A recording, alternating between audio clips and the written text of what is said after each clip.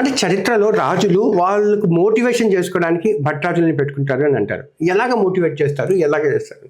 భట్రాజులు అనిపించుకున్న వాళ్ళు మానసిక వైద్యులు, మానసిక శాస్త్రవేత్తలు. ఎందుకంటే రాజుల దగ్గర ఆస్థాన కవులుగా ఉంటూ సాహిత్యాన్ని, కళారంగాన్ని పోషిస్తూనే ఒకవైపు రాజు యొక్క స్థితిగతులను గమనిస్తూ వాళ్ళు ఏం చేసేవాళ్ళంటే, రాజు యొక్క రాజ్య పరిపాలనలో ఉండేటటువంటి కార్యక్రమంలో ఏ రోజైనా రాజు నిస్సహాయ స్థితికి లోనైతే ఆ రాజుకు మానసిక ధైర్యాన్ని నూరుపోసి పరిపాలనలో గాని, యుద్ధంలో గాని తను ఎలా గెలవాలి, తను ఎలా మంత్రాంగాన్ని నిర్వహించాలి అనేటటువంటి మంత్రాంగాన్ని నిర్వహించినటువంటి వ్యక్తులు భట్రాజులు. ఇప్పుడు హనుమంతుల వారు సీతమ్మ జాడ కనుక్కోవడానికి వారిది లంఘించలేకపోయాడు.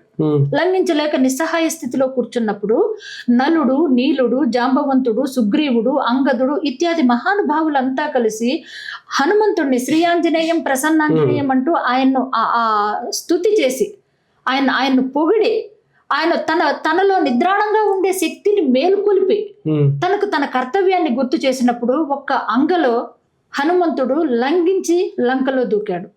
అంటే అర్థం ఏంటి? భట్రాజులు అనిపించుకున్న వాళ్ళు ఎదుటి వ్యక్తిలో నిద్రాణంగా ఉండే శక్తిని మేలుకొల్పి ఉత్తేజపరిచి అది సమరానికి కావచ్చు, కథనానికి కావచ్చు, లేకపోతే పరిపాలనకు కావచ్చు, విద్యకు కావచ్చు, తన మానసిక స్థైర్యాన్ని పెంపొందించుకోవడానికి కావచ్చు, సందర్భాన్ని బట్టి ఆ పరిస్థితులు ఎలా ఉన్నా కూడా నిద్రాణంగా ఉండే శక్తిని మేలుకొలిపి తన యొక్క శక్తిని తనకు తెలియపరిచేటటువంటి శాస్త్రవేత్తలు.